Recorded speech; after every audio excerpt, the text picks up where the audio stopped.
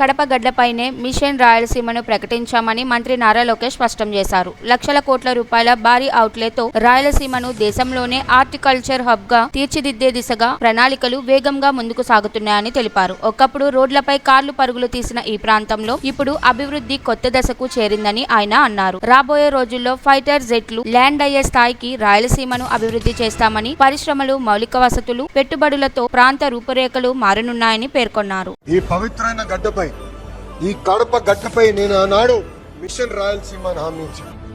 పెద్ద ఎత్తున హార్టికల్చర్ తీసుకొస్తానని చెప్పాను, పెద్ద ఎత్తున పరిశ్రమలు తీసుకొస్తానని ఆనాడు హామీ ఇచ్చాను. ఇచ్చిన హామీ మేరకు 1,00,000 కోట్ల అవుట్లేతో రాయలసీమని ఏకంగా హార్టికల్చర్ హబ్ గా తీర్చిదిద్దే బాధ్యత త్వరలో మేము తీసుకుపోతున్నాం. కార్లు పరిగెత్తించాం, ఇప్పుడు ఏకంగా ఫైటర్ జెట్లు కూడా ఇక్కడనే రాయలసీమలో తయారు చేయబోతున్నాం.